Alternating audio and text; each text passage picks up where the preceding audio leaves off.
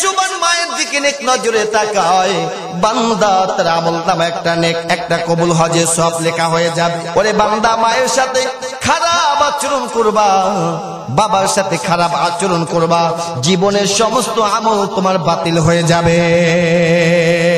তোমার ইবাদত, তোমার বন্দেগী, এটা মা বাবার বদদুয়া থেকে তোমাকে ফিরাতে পারবে না। ওরে বান্দা, হাদিস শরীফ থেকে রিসার্চ করে বের করছি, কোন বান্দা যদি মা বাবার অবাধ্য হয়ে যদি মৃত্যুবরণ করে, ওই বান্দার জাহান্নামে মৃত্যু হয়ে যায়। বলি নাউজুবিল্লাহ।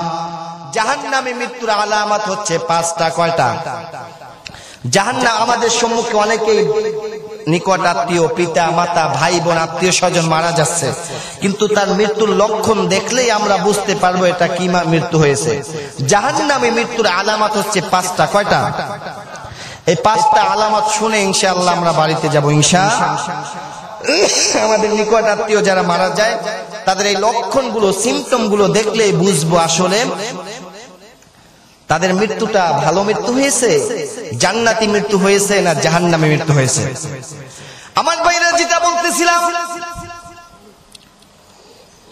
পিতামাতার সাথে যদি কেউ খারাপ আচরণ করে, ওই বান্দার নেক আমল যতই করুক না কেন, যত পর্দাশীল হোক না কেন, মা বাবার সাথে খারাপ আচরণ করলে আল্লাহ নাখুশ হয়ে যায়, আল্লাহর আরশ পর্যন্ত নাখুশ হয়ে যায়।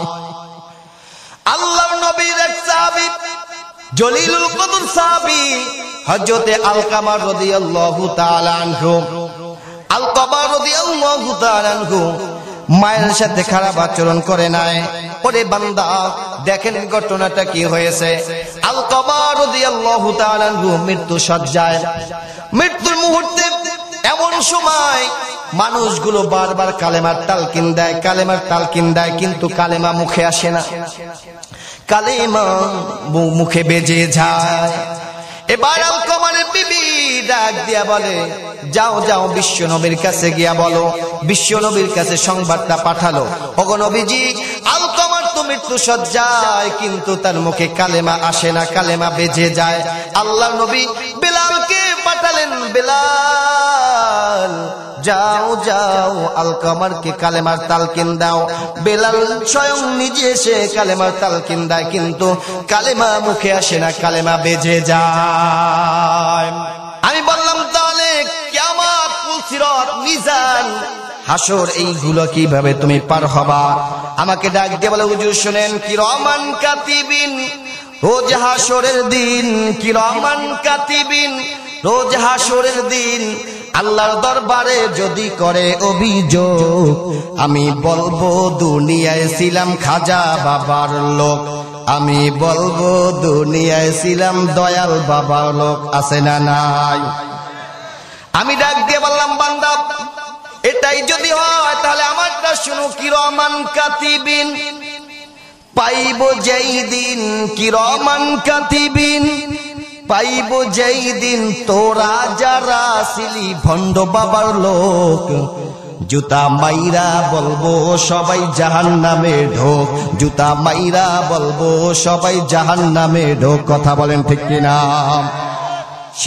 সেদিনেতে স্টেশনে থাকবে নানান প্যাসেঞ্জার, দ্রুত জানে পার হবে সে, টিকিট কাটা আছে যার। কথা বলেন ঠিক কিনা?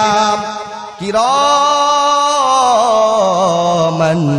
কাতিবিনা ইয়ালামুনা মা তাফআলুন।